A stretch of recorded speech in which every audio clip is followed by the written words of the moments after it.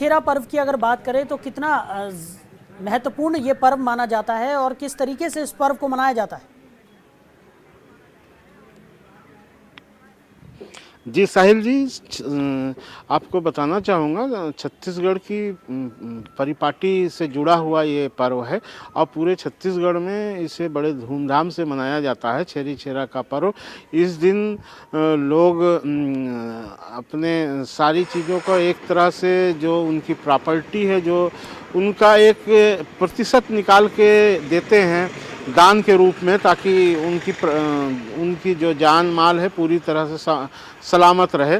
इसका छेरा छेरा का पर्व के महत्व का अंदाज़ा इस बात से भी लगाया जा सकता है कि ये पूरी राजकीय अवकाश भी घोषित किया गया है।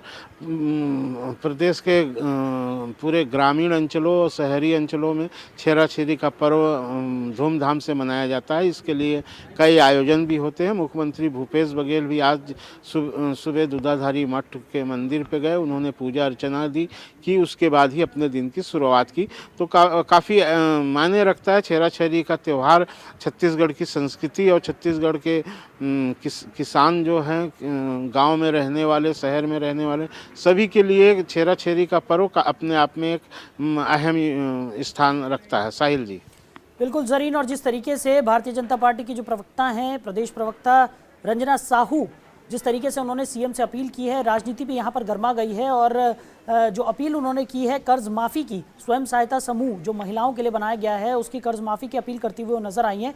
इस समूह को लेकर क्या कुछ जानकारी निकलकर सामने आ रही है?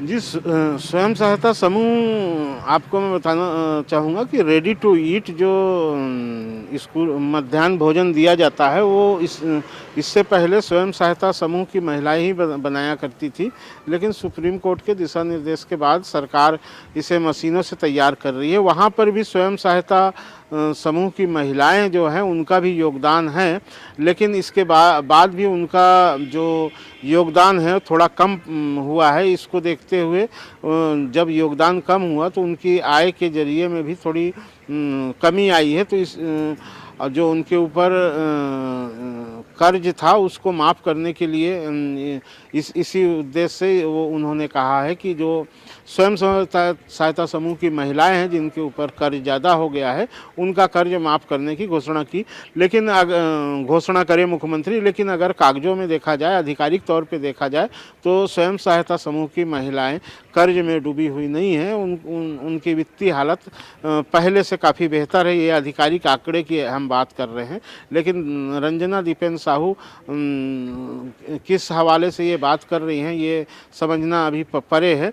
लेकिन आज जो कुछ उन्होंने कहा है, उन्होंने सरकार से ये मांग की है। जी साहिल जी, चलिए ज़रीन, आप बने रहिए हमारे साथ, आगे भी आपसे हम जानकारी लेंगे।